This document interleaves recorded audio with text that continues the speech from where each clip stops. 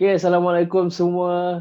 Kami mohon maaf kita tak dapat nak jadikan ni sebagai satu siaran yang live, tapi kita record dan buat rakaman untuk tatapan anda semua di Facebook, di YouTube dan di website carabetul.com.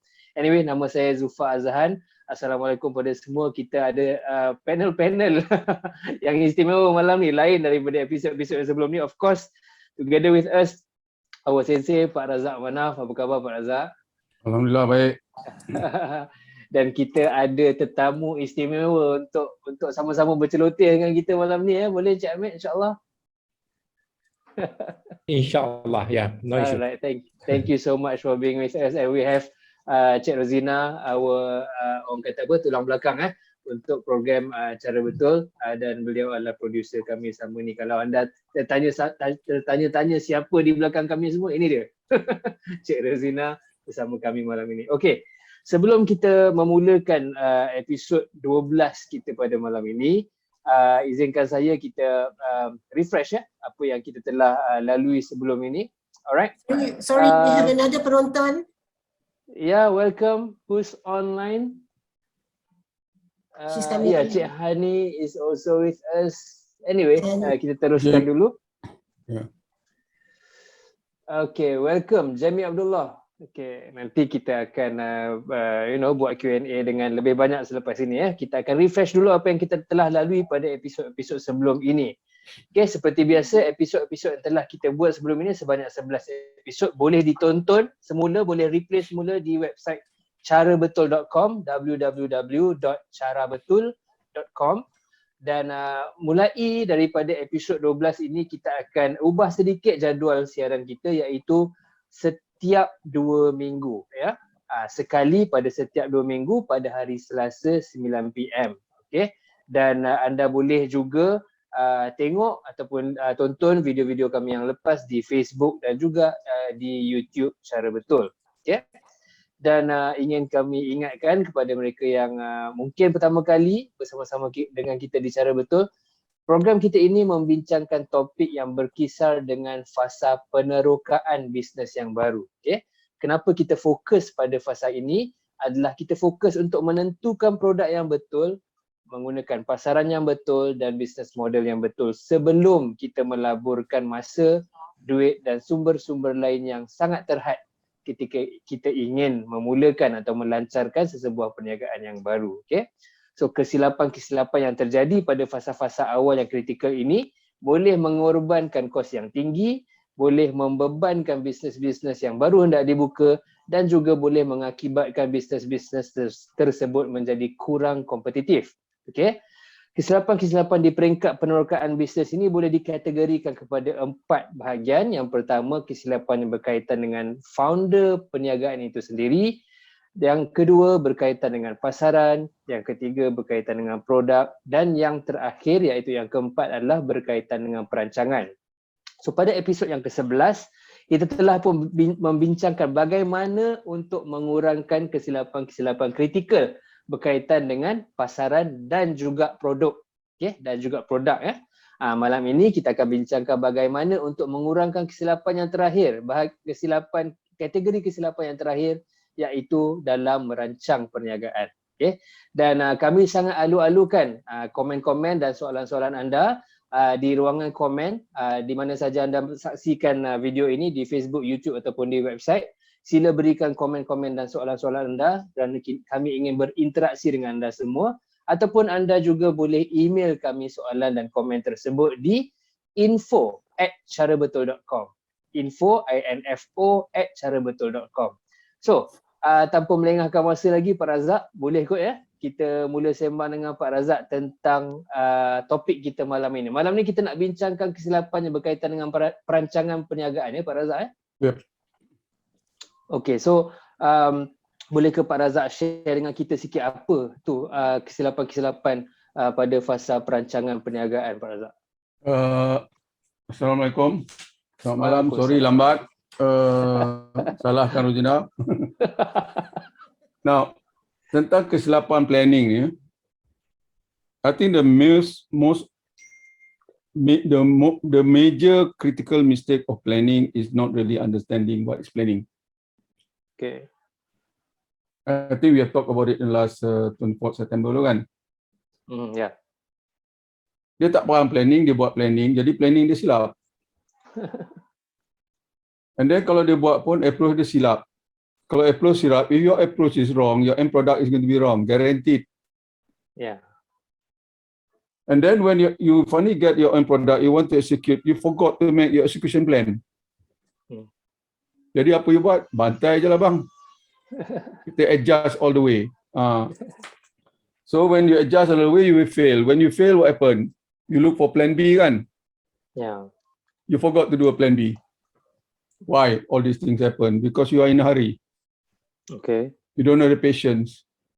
Because people say you can be you just do what Nike say lah, just do it lah. Action oriented, sekarang action oriented kan? Jangan buang masa, don't waste time, let's move on. It remind me of lemmings, you know this animal called lemming. Yang terjun tu ke? Terjun tu. Dia mass hysteria lah ni sekarang ni. Okay. Orang kata kena buat laju, kena buat lekas. Kita tak boleh tunggu lagi. Kita sekarang peluang ni tak boleh tunggu kita. Kita kena cari. Kita bantai je lah. Semua menurut lah Menurut. Now, the way to understand, to overcome this problem is to understand why you have this problem. It's the cause of the problem. I'm not talking about solution yet. I'm talking about what is causing this problem. As I said earlier, metodologi ni salah. Why metodologi salah? Ilmu kurang. Okay. Ilmu ni sebenarnya ada dua level. Ilmu from intellectual, academic knowledge, and also ilmu from a practical perspective. Okay. Knowledge is only as good if it's well executed. If it's not well executed, it can stay in the library. Gain dust in the library. For entrepreneurs like us, doesn't mean anything. You can tell me this is the best book there is, but you cannot translate it into action. Tak ada nilai lah kalau kita tak ada nilai. For us, for entrepreneurs, tak ada nilai. Yeah. Now, the other thing is the mindset involved in planning. Okay. Planning involves a growth mindset. Planning involves an open mindset. Planning cannot survive, you cannot do a good job with planning if you have a fixed mindset. You dah prejudge everything. Yang ni kita dah sentuh kan Pak Razak pada kesilapan founder sendiri. Founder, these are the things that the founders actually all planning, the nak salahkan orang, jangan salahkan consultant, jangan salahkan staff. Founder tu. Yeah. He should be the one taking the blame, because if you want to be a founder, you should lead the planning. Don't for goodness sake outsource your planning. Because if you outsource your planning, you're going to implement that planning. You don't know why you plan in such a way, because the outsource character don't tell you how they do it. Dia pun nak simpan rahsia dia kan. So you tak boleh buat. So what you do? You outsource the execution pula. Towards the end, what is your role as a founder? Itulah tu. Modal je kot. Modal je kot. Kalau ada modal, kalau modal bank macam mana? You jadi orang tengah je lah. Now the other thing is in the organization which is already ongoing, no matter how advanced or small, those who do the planning must be the one who doing the execution. Big companies has a very poor habit of doing this. It's a bad habit lah. They have a planning unit. They do all the fancy planning, and then after everything is done, the board directors approve. They send it down to the operating units. Okay. Who are actually not involved at all in the planning. So what thing they executing? Unit berlainan. Unit berlainan lah. Dia ada planning nak do marketing, dia hantar to planning department. Planning dia tak faham pun ya? Faham, dia faham. Budak planning, budak marketing department dia faham. Dia dah lama buat marketing, jangan nak temerang dia faham. Jadi dia tak menggunakan the words that you use, the fancy words that planners use. I see. They use down to earth words. But what will happen to these plans? I guarantee you, you will end up in the bottom drawer. Okay. Unless the bosses want to know what is the stage of the plan, then it will come up. Now that's enough about the cause of why planning error happen. Okay. Now, is there a better way to do this? I'm looking at it from a perspective of somebody who want to start a new business. All right. For goodness sake, if you are starting a new business, do not use conventional business plan. It's toxic. Itu racun. Why I say that? Because Yeah, a in what sense? conventional business plan is actually meant for companies that's already in business. Okay. Because a conventional business plan rely on established norms, established facts, established knowledge. If you're already in business, your company have records, kan? So these are the basis for your plan. And you can also get industry information lah. Yeah. Data and sebagainya. Data and so forth. Now, if you use that approach to start a new business, where are you going to get those information? You belum start business pun. You don't have that kind of industry knowledge that you think you have, because you are as yet not really involved in the running in doing the business. So Kalau dia ada bajet untuk upah untuk outsource the market research, macam mana Pak Razak? Boleh ke? okay, this way I'm in dilemma. Okay. I'm an owner of market research company. Okay. Now I'm telling people, if you want to start a business, for goodness sake, don't use us. You only use us as a consultant on how to conduct your own research. I see. Because the owner got to be the one who is the one that's talking to customer. The business owner or the founder got to be the one who interact with the stakeholders. Okay. The founder should be the one who go down to the ground to assess the competition. Please, for goodness sake, don't outsource. I made that mistake earlier in my first few ventures. I outsourced. Okay. Not because I don't want to do it, but because it's too strenuous lah. Okay. But even if it's strenuous, you still have to get involved. Because there's nothing like the founder getting feet on the ground. There's nothing like the founder looking the customer in the eye. There's nothing like founder touching base with competition.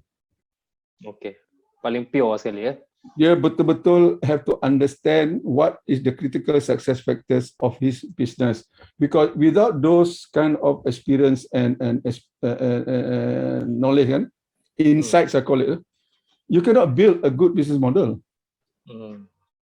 Now, the conventional business plan ni bukan kata tak boleh pakai, but kalau nak dipakai to start a business, I have a suggestion that I think is also suggested in the book Business Model Generation. Okay. Use a blended approach. Okay. There are two approaches to business planning. One is the conventional approach, which is the very popular. Everybody use it. Banks love it. Bank only ask for business plan because they want to look at your numbers. It's based on non-data, and if tak ada data, kita pakai forecast. Forecast ni kita tak verify. Kita minta it's a very rigid linear process. Yeah. Template dia common. Any book will tell you these are the template. 1, 2, 3, 4, 5, 6, 7. Every business plan must have this item. Okay. So it's widely accepted. It's easy to sell, but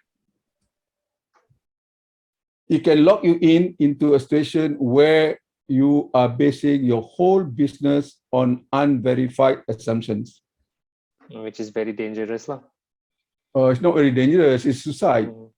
It's not dangerous, it's suicide. Nak commit suicide, buat lah. You form some assumption, forecast, unjuran, whatever you want to use, or don't verify, never mind, put it into your business plan, put it in your financial forecast, put it in your marketing plan, and execute. Nampak cantik, banyak graph, banyak color kan. Like what our boxer friend Tyson always say lah kan. Yeah. Everybody has a plan until he got punched in the face. And you know, masa tu baru terasa the reality what it's all about. But yeah, the approach which we are also the one we are actually advocating lah in our entrepreneur journey ini is the business modeling approach. Okay. You don't start with a plan, you start with coming up with a business model. Yeah. When you build your business model, the first thing is you understand your market, you go to the market, you immerse yourself in the market, you form certain assumption, you do some testing, you do some verification, you get things right. And then you find what are the issues in the market that you want to develop a solution or you want to solve. Then you do product development, which should be done concurrently with the market. Yeah? Jangan buat product development kat office. Do it in the market with customer. That means whatever you have, you test with the customer, even the smallest version of your solution. Yeah. Okay? Yeah. You don't have to give them the full thing. You can even use a napkin sketch, which I normally use. Just sketch behind napkin. Okay, this is my solution to what I think is your problem or the problem in the market. What do you think? Of course, it's very raw, but at least you got the first sense of the first reaction. Saja nak share lah Pak Razak, I baru tengok satu program di I think it's on Astro. It's called Undercover Billionaire. So dia ada satu challenge lah, to cut it short, bila dia nak test produk dia tu, dia ada seorang ni yang cuba buka bisnes jus kesihatan. So apa yang dia buat adalah dia bawa the juices tu pergi bagi budak-budak yang baru lepas bersukan try, nak tengok suka ke tak suka. I think that sort of engagement lah kot Pak Razak. That is the most basic lah tu. Jus tu dia buat kat dapur dia je. Pakai home machine je tu. Botol pun dia beli botol yang murah je. And dia bagi tu pun free tu. Just want to see. This is where the founder got to get out of the building and do the key testings. You want to see you want to watch the customer's eye when they test your product. You can see how they react, because that will give you indication and insight beyond numbers, whether this thing can work or not. And then these are the things that you do in trying to come up with the model. In doing so, of course, now you have these two phenomena. One is the old school conventional thinking, linear, step by step, rigid business model, conventional business plan method. And then they have this new approach. Now they call it the lean movement, the lean methodology movement. They come up with don't start with a plan, a complete plan. Start with a business model first and see whether this idea can work. Now, what I'm trying to do here and what is the book is trying to suggest is we can blend these two, and it will be very effective if you are looking for a plan on how to start a new business. Because in the first place, what is a business model approach? The business model approach you buat ni bukan untuk bank. Business model approach you buat bukan untuk investor. The business model approach ni you buat for your own use. Why? You have to convince yourself that your business idea is viable, is feasible, is desirable. Ni tak cerita bank lagi ni. Just the concept of the idea, the model tu is workable. Kalau sekali pandang pun nampak macam tak kena tu memang jangan buat business plan. This is what many people fail. Dia buat business plan dulu, business model kemudian.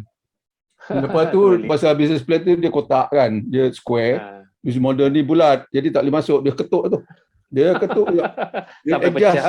Dia adjust. Number tu dia adjust. Nak fit kan juga. Nak buat bagi masuk juga. That's why I say the easiest person to lie to is ourselves. So they keep lying to themselves lah. To make it work. Now, when you have this approach of business model approach ni, dia by itself, the end product is a business model canvas. Kan? What is a business model canvas? It's a canvas, a visual representation of how, or the logic of how your business creates value, delivers value on get back value lah. It's just a concept. It's a very conceptual.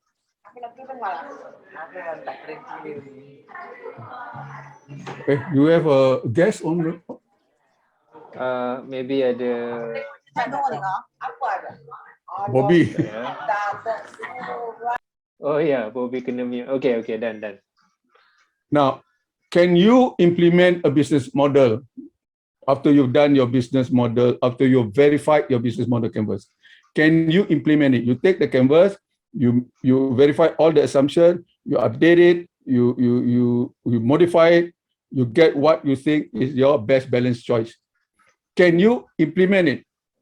You can't. You don't have that much details. Where does the details come in? Now you go back to the conventional business plan approach. Dia dah macam bab kedua lah sebenarnya business plan ni. I would prefer to do your business model first in terms of planning. If you are starting a new business, old business lain, old business model dah siap. Terus buat dah siap. For new business baru. Business baru, do your business model, make sure you get it verified. Make sure you have product market fit. Make sure you have business model fit.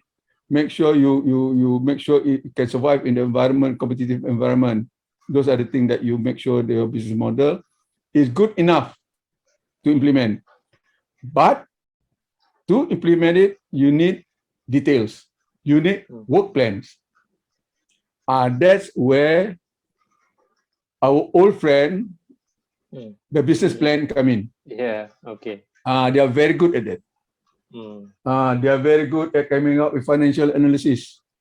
Kita dalam business model, kita ada cost structure, revenue stream je. Yeah. Dia tak detail. But to make it work, you got to go to the detail, and that's where you employ the tools and technique of a business plan. So actually it's complementing each other lah, dua tools ni. Yes, it is. It does. Which is quite contrary to what many many cikgu business models sekarang cerita lah. Dia kata abandon the business plan. Ganti terus. Ini ilmu salah. The little knowledge is the dangerous thing. Dia kalau baca buku tu pun tak cakap macam tu. I had one seminar, dia boleh abandon, dia kata business plan ni racun, business plan tak boleh pakai, rosakkan inilah sebabnya banyak orang fail. I was looking at him, budak ni sekolah mana dulu ni? Seriously. Yeah. Because if you have read the book itself says, the book business model tu, patut the buku tu lah yang you sangka will sabotage business plan. Will say all the bad things about business plan. No, they say no. Because when you want to do a change, you start with where you are. We are trying to introduce here a change in the way you do business planning for new business. It's better that you start where the system is.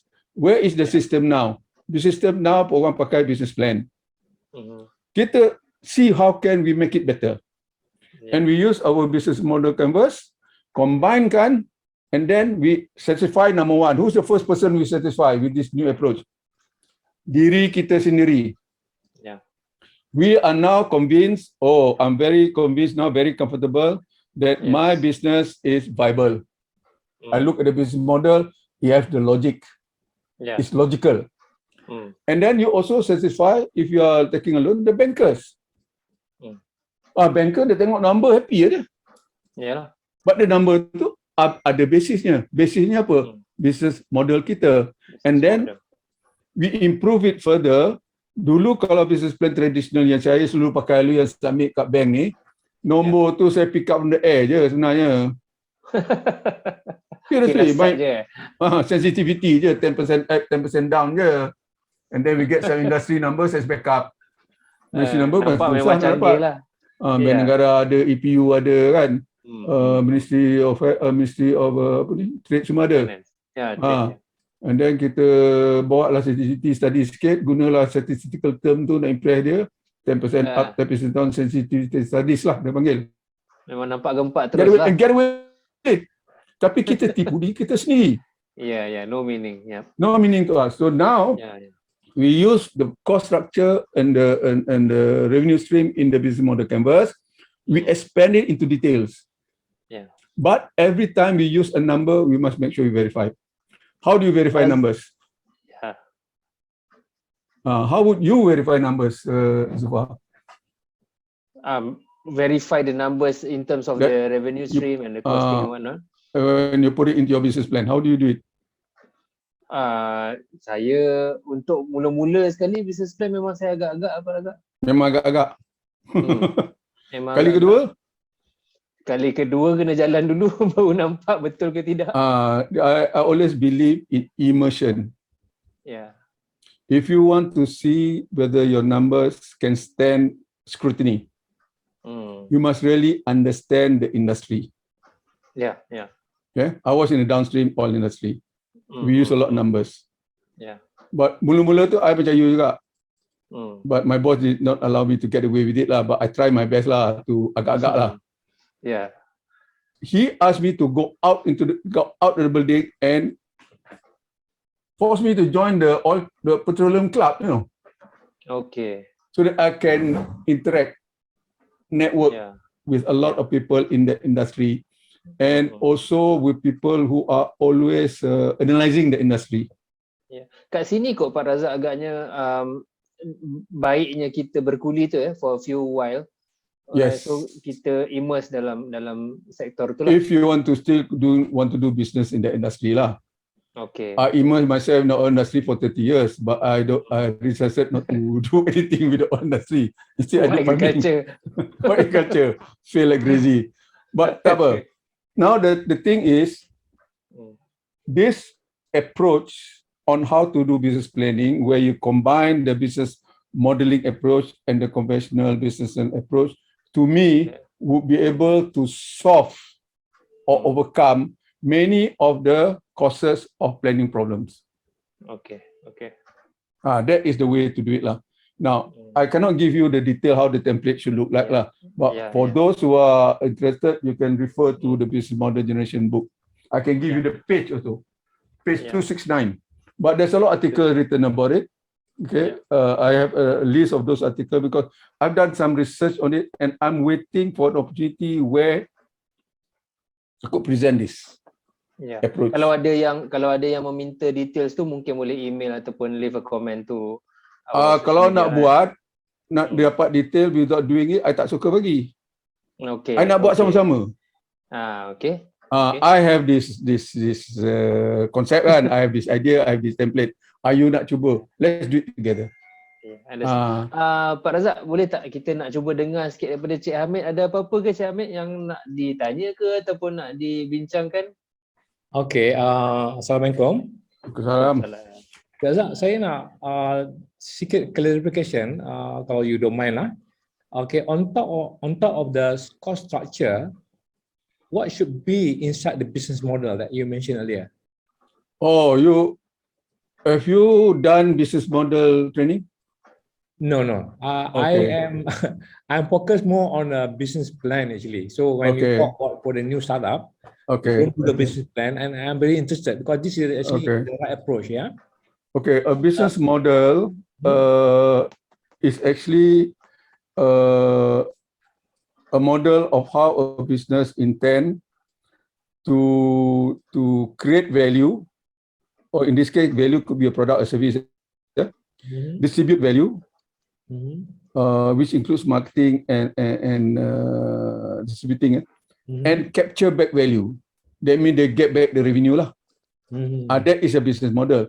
But the way they describe, the way the business model described is using the 9 key elements.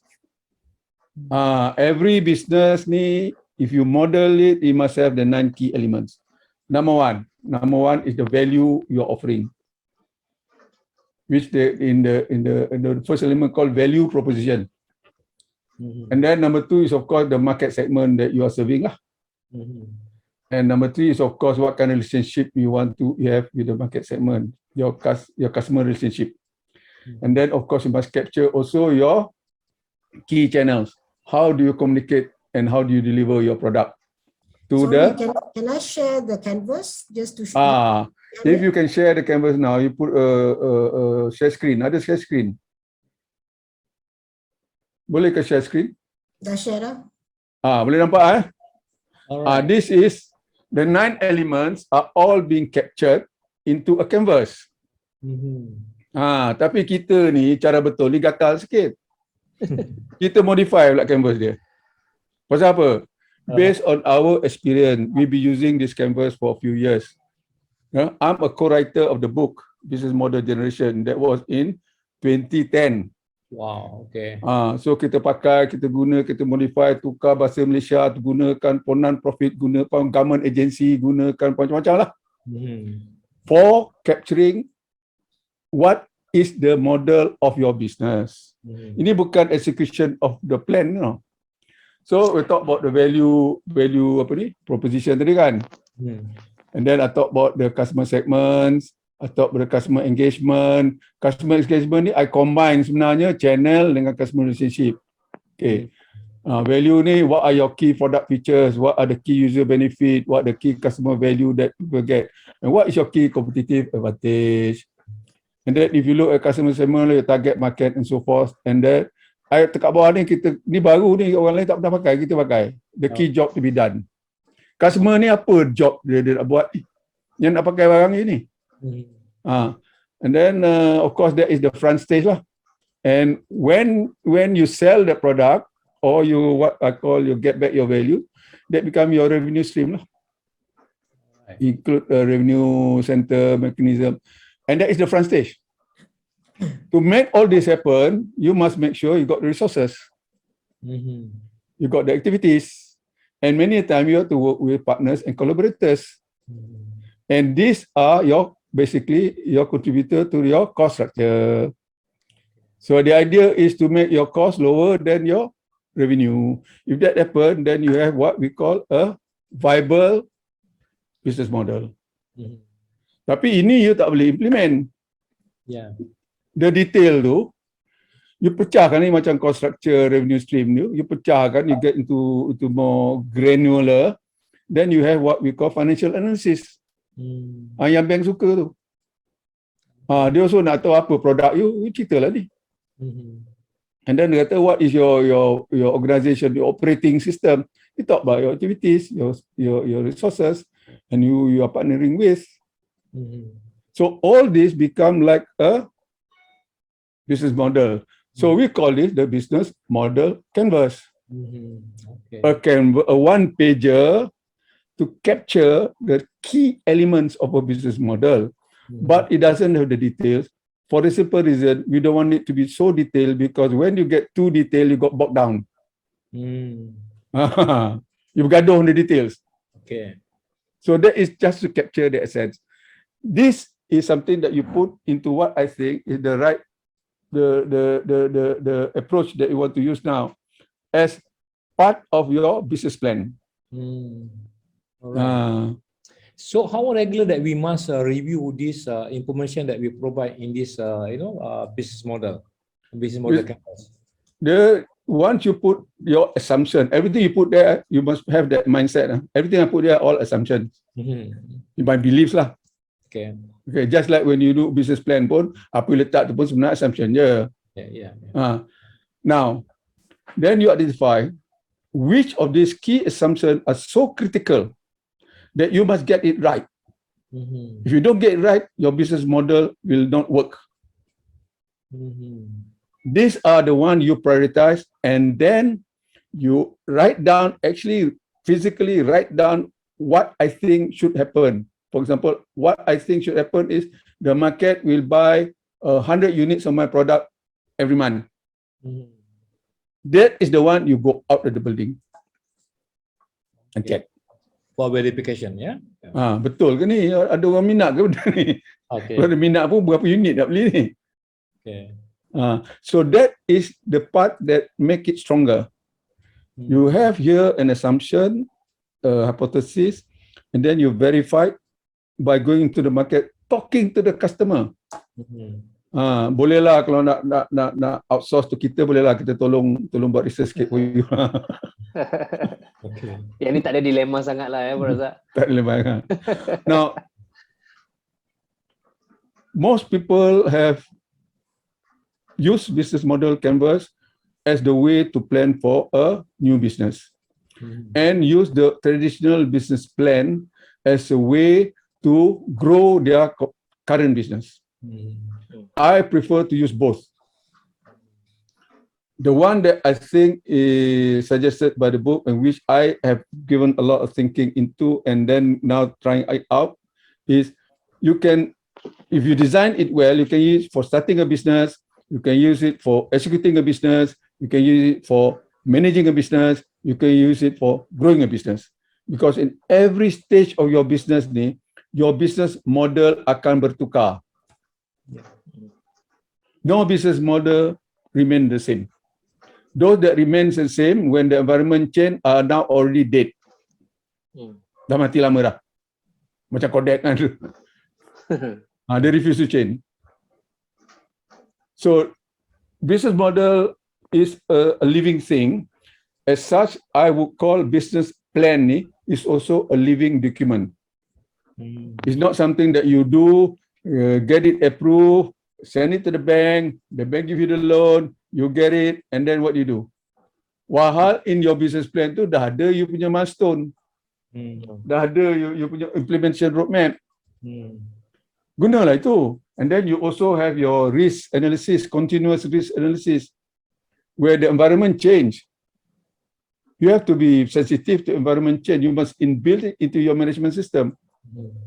But all starts with coming up with a good plan. Yeah. So yeah, we have remaining 10 minutes Pak Razak untuk episod ke-12 ni. Cik Amit itu menjawab ke soalan Cik Amit tadi? Okay. Yeah, perfectly. I am very clear now because first of all tadi I didn't know about this business canvas. So, okay. I think I boleh strongly suggest you, well, you can invest lah some money, buy buku tu lah, business model generation, or attend their online program. But their live program, master program mahal. It's 20,000 now. Okay. US. Boleh jumpa nama Pak Razak dalam buku. Is the book available from the bookstore, Cik Razak? Yeah. Where are you now? Are you in KL or in? KL Melati, yeah. You can get it at Kuna-Kunia. Oh, okay, alright, okay. And then Popular pun ada sales kan, Popular pun jual kan. I'm a co-creator of the book. Wow, fantastic. I get to know the author, okay? I'm not author. I'm just they are what, how many of us the co-creator? 400 something. They are 460 or 470. Yeah. Okay. You know how they did it when they start this book? This Alex and Osterwender, the author, and Vispinu, author. One is Belgium, one is French. Can you imagine their English lah kan? When they decided to write this book, they decided to do it the way they teach people to start new business. Because they thought, if you want to start a new book, I better start talking to the customer of this new book, potential buyers of the new book, which they call practitioners lah. Okay. So they open up the table, and you have to contribute to the cost of the book. Okay. As a co-creator, bukan dapat free. Okay. So I pay, at that time I was among the earliest, I think I pay about $20 yeah. But later on, orang yang ke belakang, they pay up to $500 Okay, mahal. just to take part. So it took 2 years, yeah.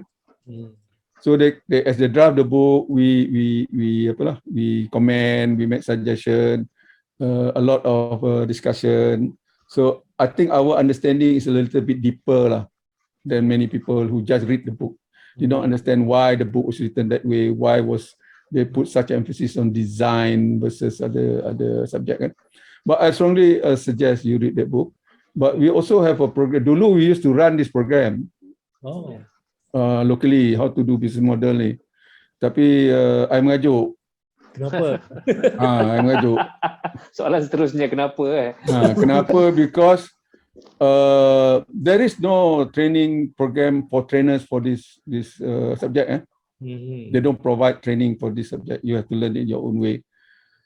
The quality of the training was so bad that I think it's not doing justice to what the book is offering to the market. So I cannot do anything about it. I cannot stop people from teaching. I cannot stop people from attending. But what saddens me most of all is you're giving people hope, by telling them, hey, I can teach you how to do a good business, how to start good business by having this approach lah. But when you give them the hope, you don't deliver. Because when they teach, they don't talk about what it needs to verify the model. Dia tak cakap. Dia cerita ambil canvas dia, tampal-tampal lah post-it note tu, apa-apa ambil gambar. Everybody happy. Oh, aku dah pandai dah macam nak buat post-it note. But they don't go behind it. How do you decide what value proposition, what value to offer? Before you put what is it that you offer? How you make that decision? Who's your target market? The book says so. Our training program says so. Are you planning to conduct this training, Cik Razak? Yes, but in another way lah. The other one is that we are actually very soon lah. We call it the entrepreneur journey. Now this time ni kita a bit prejudice lah. Kita nak cater more for those above 40. Ada sebab-sebabnya why we want to do that. Cik Ahmed termasuk ke dalam kategori tu? I dah 66. Okay, termasuk. So, Pak Razak, yeah. So that's one program. We call it the entrepreneur journey. It's going to be an online program. It'll be a series lah. But our first series, the phase is on how to explore and discover a business model. Okay. Don't talk about execution yet. Nak discover je dulu. And then at the same time, we also have plans to conduct a program just on business model canvas. Okay. But we also have elements of business model canvas in the entrepreneur journey program lah. So I think Cik Ahmed nanti boleh communicate with us directly lah, Cik Ahmed. Mungkin banyak lagi soalan-soalan tu. Kita ada the last 5 minutes, Pak Razak. Anything else you want to share about today's topics? The only thing that I want to re-emphasize, in order for this to work, to adopt this new approach to business planning, the person, the founder must have an entrepreneurial mindset. Kalau dia rigid, tak boleh. If they need some help lah from us on how to transform lah into an entrepreneur set, we have some tools, some instrument that we can help you lah, some questionnaire and then some guidebook, which we do without paying lah. This is our contribution to the growth of entrepreneurship in this country lah. So of course, to anybody's interested can email directly to us, info@carabetul.com, info@carabetul.com, right? So, okay, Pak Razak, I think we should cover the last part, which is what's next. Do you want me to cover or you want to sentuh? I think you can go ahead. Yeah, okay. So hopefully you guys dapat information yang berharga malam ni pada episod ke-12. Tapi apa seterusnya, kita akan ceritakan sesi hari ni, sesi episod 12 ni sebenarnya Cik Ahmed dan rakan-rakan yang mendengar adalah sesi yang terakhir untuk kita bincangkan tentang kesilapan-kesilapan kritikal ketika memulakan bisnes. Seperti saya terangkan tadi, ada 4 bahagian dan hari ini adalah bahagian terakhir. Dan kami merancang untuk menghasilkan sebuah kompilasi all these past episodes, including this one tonight, kita akan compile dalam bentuk e-book dan kita akan announce dan umumkan jika ia telah berjaya disiapkan untuk tatapan umum. Dan sesi-sesi kami seterusnya akan menyentuh lebih kepada perjalanan ataupun journey entrepreneur itu sendiri ke arah kejayaan masing-masing. Okay? Dan seperti Pak Razak telah pun sebut tadi, kita akan berikan perhatian khusus kepada para usahawan yang berusia 40 tahun ke atas yang kita anggap mungkin merupakan satu golongan yang underserved. Alright. Not only underserved, Zufar. Yeah. Yes. Are being ignored. Not ignored. Ini macam apatit ni dia panggil apa? Apatit apa? Di poli apa ni? You realize tak? Many government program sekarang dia ada age limit. 40 and below. Orang 45 macam. They're still young. They're still interested. And the reason why we focus now is because this group ni, I think, is the most promising group for us for entrepreneurship. Yep. Why? Data in US, The most successful entrepreneurs are all those who started at the age of 40 and above. For many And reasons lah ya. for many reasons. And they are the most number of new entrepreneurs. Okay. So why is Malaysia victimized lah yang 40 and above ni? Ya, ya.